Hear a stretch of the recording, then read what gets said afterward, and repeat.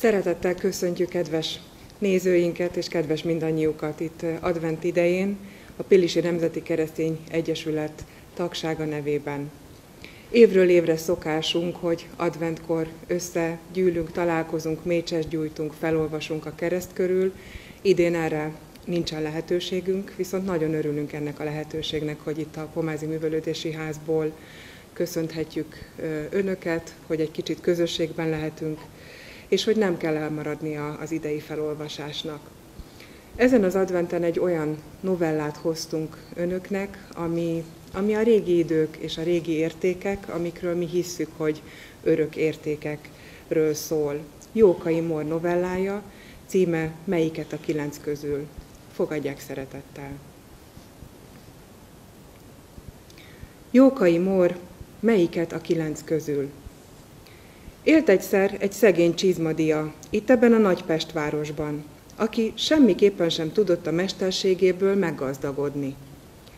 Nem azért, mintha az emberek összebeszéltek volna, hogy ezentúl ne viseljenek csizmát. Nem is azért, mintha a magisztrátus megparancsolta volna, hogy ezentúl a csizmákat feleáron kell adni.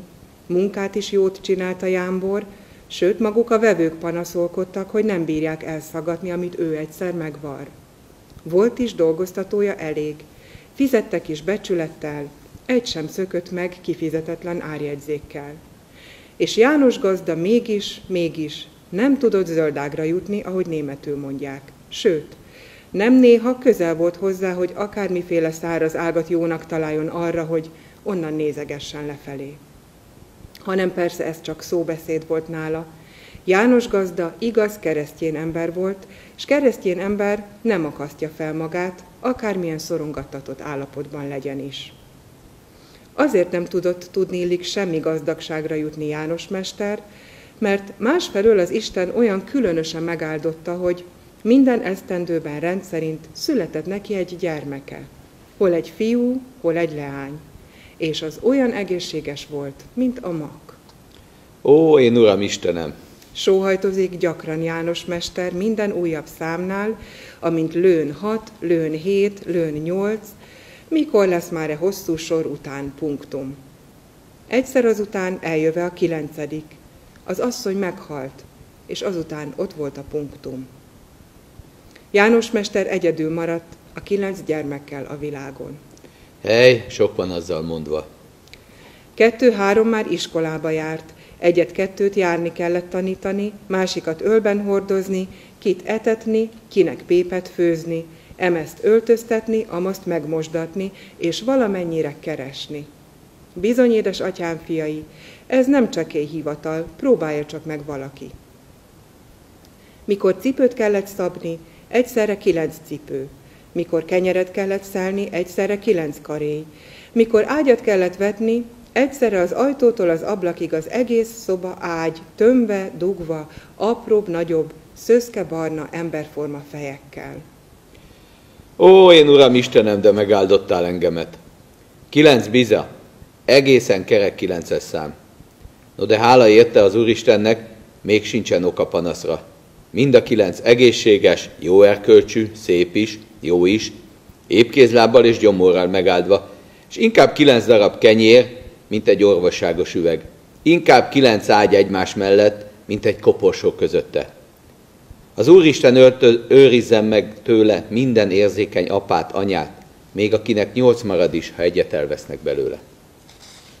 Nem is volt János mester gyermekeinek semmiféle szándékuk a meghalásra.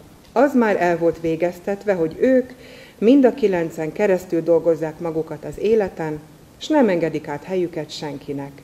Nem ártott azoknak sem az eső, sem a hó, sem a száraz kenyér.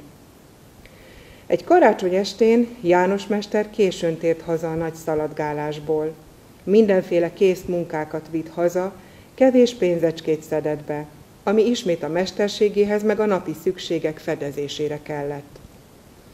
Hazafelé futában minden utcaszegleten látott aranyos, ezüstös, báránykákkal, cukorbabákkal rakott asztalokat, amiket jámbor pofák árulgatnak olyan gyermekek számára, akik magukat jól viselik. Meg is kérdik elébb, hogy a rossz gyermekeknek ne adjanak el belőle. János mester egy-egy helyen meg is állt. Talán venni kellene belőlük. Micsoda? Mind a 9-nek? Az sok volna. Egynek vegyek? Hogy a többi aztán irigykedjék rá? Nem. Majd adok nekik más karácsonyi ajándékot, szépet is, jót is, ami el sem törik, el sem kopik, és aminek valamennyi örülhet, mégsem veheti el a másiktól. Hazaérkezve 9 fejű családja körébe, így szólt. No, gyerekek, 1, 2, 3, 4. Mind itt vagytok? Tudjátok-e az, hogy ma van karácsony estéje? Ünnep ám ez.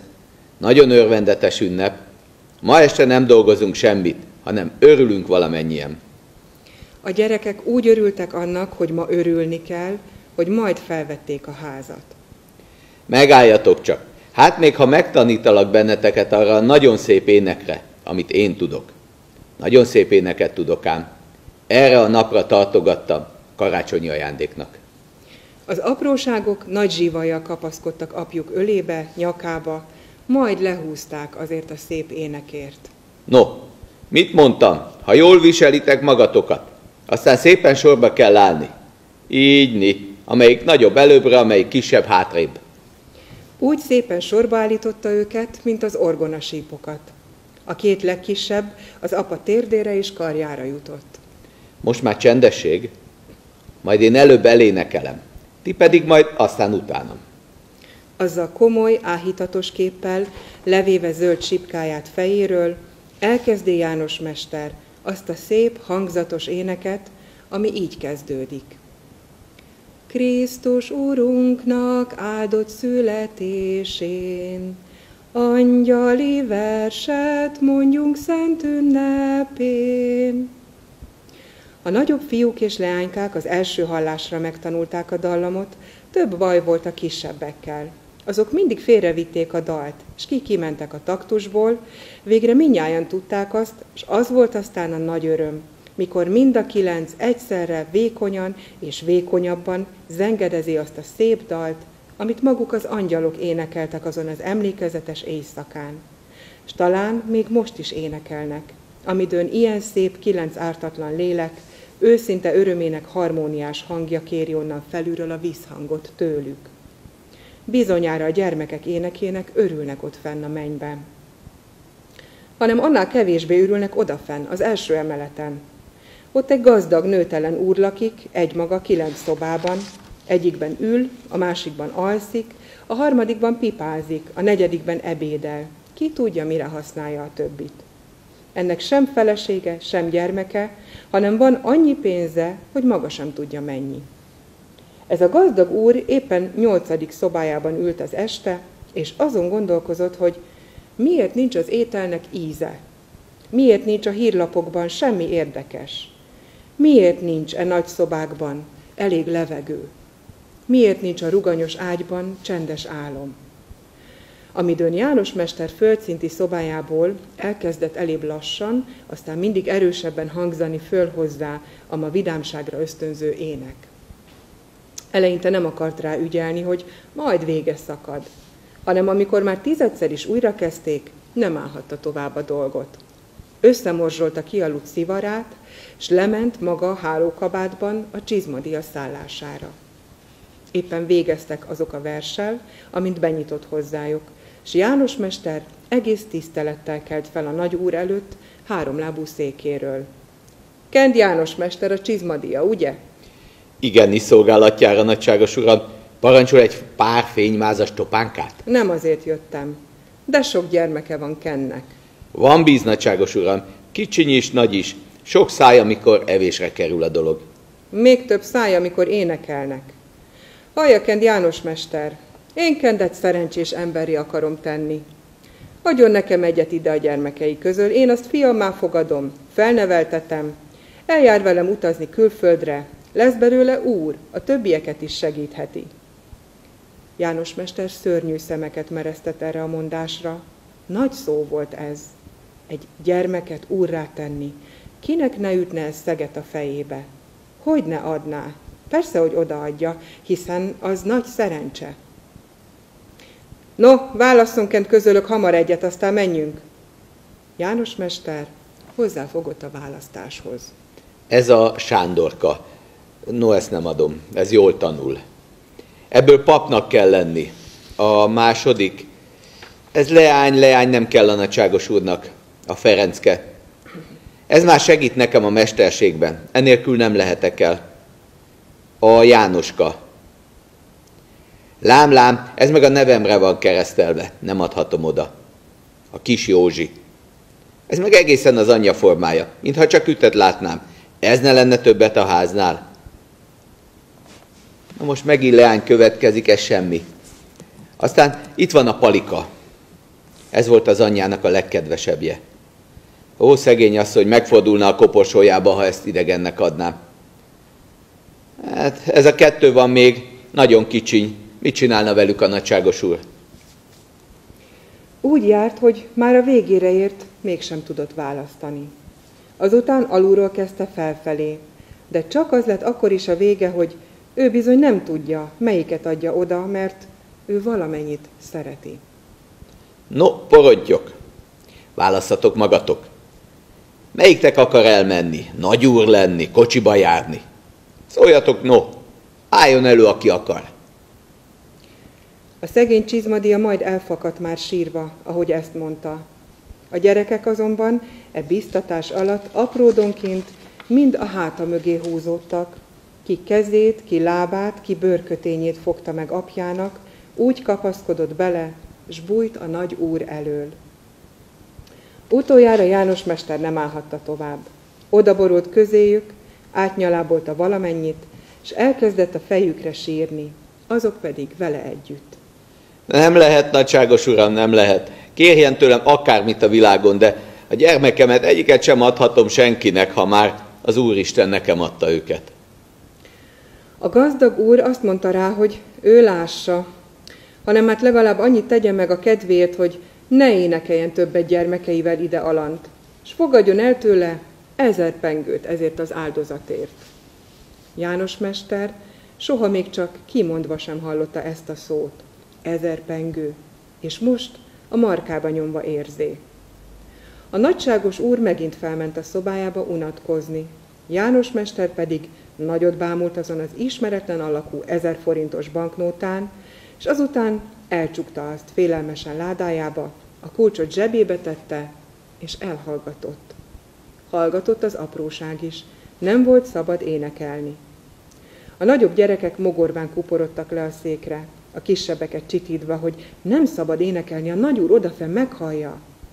Maga János mester hallgatva járt fels alá a szobában, s gorombán kergette el magától azt a kis porontyot, aki feleségének kedvence volt, amikor odament hozzá, s arra kérte, hogy tanítsa meg őt újra a szép énekre, mert már elfelejtette. Nem szabad énekelni. Aztán leült duzzogva a tőkéhez, elkezdett buzgón szabdalni. Addig faragott, addig szabdalt, míg egyszer azon vette észre magát, hogy maga is elkezdi dúdolni. Krisztus Urunknak áldott születésén. Először a szájára ütött, hanem azután megharagudott. Nagyot ütött a mustával a tőkére, kirúgta maga alól a széket, kinyitotta a ládát, kivette az 1000 forintost, s futott fel az emeletre a nagyságos úrhoz. Nagyságos jó uram, installom alássa, vegye vissza a pénzt, hadd legyen az enyém, hadd ne legyen az enyém, hadd énekeljek én, amikor nekem tetszik, mert többet ér az 1000 forintnál. Azzal letette az asztalra a bankót, s nyargalt vissza az övéihez. Sorba csókolta valamennyit, sorba állítá orgonasíp gyanánt, közéjük ült alacsony székére, s rákezdték tiszta szívből újra. Krisztus Urunknak áldott születésén, angyali verset mondjunk szent ünnepén. És olyan jó kedvük volt, mintha övék volna az a nagy ház. Akié pedig volt az a nagy ház, nagy egyedül járt 9 szobáján keresztül, s gondolkozott magában, hogy vajon mi örülnivalót talál más ember ebben a nagy, unalmas világban. Áldott karácsonyt kívánunk mindenkinek! Áldott karácsonyt kívánunk!